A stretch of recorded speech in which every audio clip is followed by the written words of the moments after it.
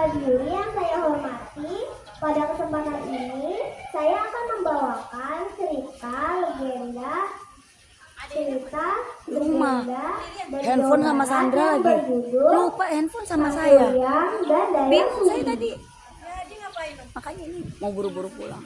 Paling nonton TV. Tapi nangis pasti. Handphonenya di bawah. Enggak. Ini kata Sandra.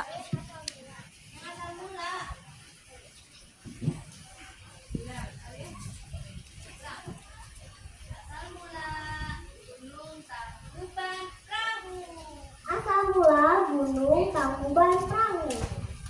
Nah, berikut ceritanya. Zaman dulu, di sebuah kerajaan di Jawa Barat, hiduplah seorang putri raja cantik bernama Dayang Sumbi. Dayang Sumbi memiliki kegemaran menenun. Pada suatu hari, ketika ia sedang menenun sambil menikmati pemandangan dari ruang atas istana, pintalan benang yang ia letakkan di pinggir jendela istana terjatuh dan menggelitik keluar. Dengan kesal, ia berucap sesumbar, "Aduh, benangku terjatuh. Siapapun yang menemukan benang itu untukku dan memberikannya kepadaku, jika ia perempuan akan kujadikan saudara.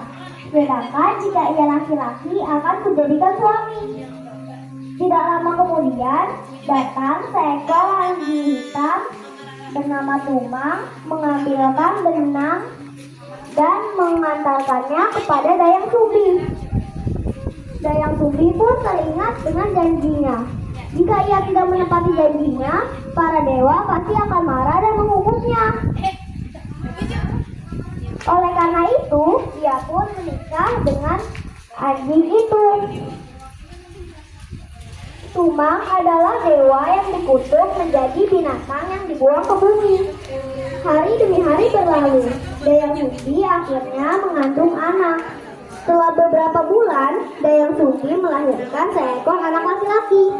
Anak itu diberi nama Sangguriang. Sangguriang kecil sangat gemar berburu. Ketika berburu, Sangguriang selalu ditemani oleh seekor anjing. Makan dulu sholat. Seekor anjing yang tidak lain itu adalah ayahnya sendiri. Meskipun demikian, Sangguriang tidak mengetahui bahwa Tumang adalah anaknya. Suatu hari, Sangguriang diminta ibunya Dayang Sumbi mencari hati seekor kijang. Lalu Sangguriang kemudian pergi berburu bersama Tumang. Ia melihat ada seekor kijang yang sedang mencari makan. "Tumang, sepertinya di balik pohon itu ada seekor kijang. Cepat kamu tangkap dia, Tumang," ucap Sangguriang.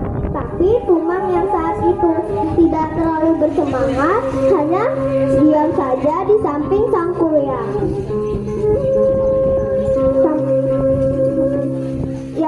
Sangguriang yang kala itu sudah naik pitam mencabut anak panahnya lalu memanah Tumang. Tumang mati di tangan anaknya sendiri. Benar saja, hati Tumang diambil oleh Sangguriang sebagai pengganti kijang yang lepas. Sangguriang pulang dengan membawa hati Tumang. Dia pikir ibunya tidak tahu bahwa yang dia bawa itu adalah hati Tumang. Sesampainya di istana, ibunya bertanya, Sangguriang, mana hati kijang yang ibu pesan?" Kemudian Sangguriang memberikan hati yang ada di tangannya. Duduk kertas. Ini bukan hati kijang, kamu berbohong pada ibu ya. Dayang Sumbi tampak bingung. "Lalu di mana Tumang? Mengapa ia tidak pulang bersamamu?" tanya Dayang Sumbi. Sangguriang yang merasa bersalah hanya diam dan tidak menjawab pertanyaan ibunya. Dayang Sumbi pun mengulang pertanyaannya. Akhirnya Sangguriang menceritakan menceritakan kejadian di hutan. Bukan kepalang marahnya Dayang Sumbi mendengar cerita itu. Tanpa sadar, gayung yang kala itu dipegangnya dipukulkan ke kepala Sang Kuryang sehingga menimbulkan bekas luka. Tahun telah berganti. Sang Kuryang tumbuh menjadi pemuda yang tampan dan gagah. Kepergiannya mengembara membuat rindu kembali akan kampung halaman. Ketika tiba di kampung halaman, ia bertemu seorang gadis cantik. Mereka saling mencintai. Sang Kuryang akhirnya meminangnya. Suatu hari ketika pesta pinang hendak digelar, Sang Kuryang berniat untuk pergi berburu. Dayang Sumbi membantu calon suaminya mengenakan ikat kepala. Bukan kepala kagetnya Dayang Sumbi ketika melihat bekas luka di kepala Sang Kuryang. Ia yakin bahwa calon suaminya itu adalah anak kandungnya, Sang Kuryang. Oleh karena itu, untuk mengagalkan acara pernikahannya, Dayang Sumbi mengajukan dua persyaratan yang sulit. Ia meminta Sang Kuryang membendung sungai Citarum dan membuat sampan yang besar untuk menyeberangi sungai itu. Kedua persyaratan itu harus segera dipenuhi sebelum terbit fajar. Hal ini sangat sulit dilakukan oleh makhluk biasa. Tapi fajar telah menyingsing. Ayam-ayam pun sudah bersekok. Para makhluk gaib akhirnya kalang kabut. Mereka semua berlarian meninggalkan pekerjaan itu. Sang Kuryang pun kesal. Ia gagal, sedangkan perahu besar yang sudah jadi pun dia tendang sehingga terlempar jatuh dan terbalik.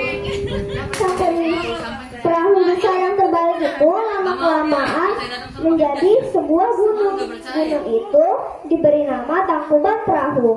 Teman-teman, pesan moral dari cerita ini adalah berbuatlah jujur ketika hendak melakukan sesuatu, sebab kejujuran akan mendatangkan kebaikan, sedangkan kebohongan akan memunculkan kerugian atau musibah bagi diri sendiri maupun orang lain. Demikian cerita dari saya. Assalamualaikum warahmatullahi wabarakatuh. Suaranya udah bagus, lantang cuman giritnya bagus. Penguasaan panggungnya aja ya, Bu. 7 menit nih.